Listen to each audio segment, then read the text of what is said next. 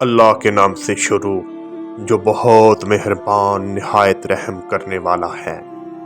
عقیدہ شفاعت۔ احادیث مبارکہ کی روشنی میں شفاعت سے محروم کرنے والے اسباب کا بیان۔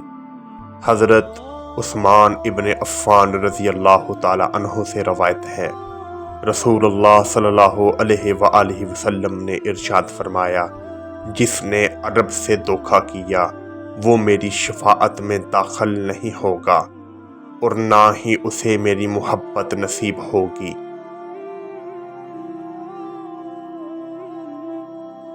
اس حدیث کو امام ترمذی، احمد بن ابی شیبہ،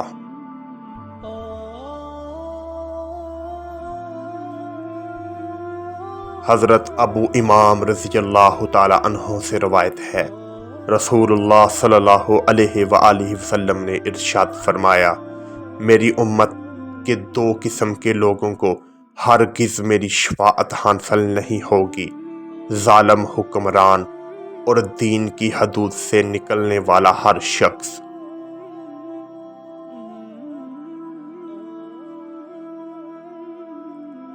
اسے امام طبرانی نے روایت کیا ہے۔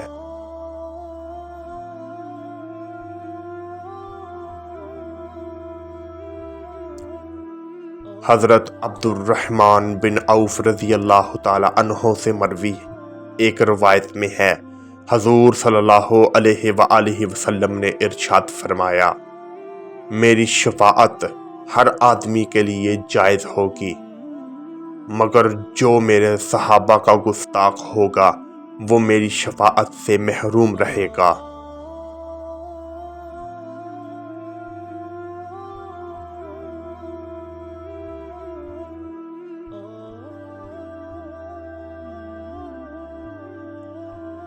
حضرت ابو سلمہ بن عبد الرحمن اپنے والد سے روایت کرتی ہیں، انہوں نے فرمایا، میں نے حضور صلی اللہ علیہ وآلہ وسلم کو فرماتے ہوئے سنا، جب اہل جنت جنت میں اور اہل جہنم جہنم میں داخل ہو جائیں گے تو مجھ سے کہا جائے گا، محمد صلی اللہ علیہ وآلہ وسلم شفاعت کیجئے، بس آپ اپنی امت کے ان افراد کو نکال لیجئے جن سے آپ محبت رکھتے ہیں۔ حضور صلی اللہ علیہ وآلہ وسلم نے فرمایا،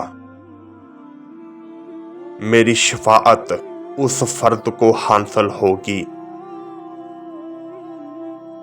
جو اللہ تعالیٰ سے اس حالت میں ملا ہو کہ میرے صحابہ کو برا بلا نہ کہا ہوگا۔ اسے امام ابو نعیم اصبہانی نے روایت کیا ہے۔ یا الہی ہمیں کل قیامت کے دن حضور کی شفاعت نصیب فرما۔ سبحان اللہ۔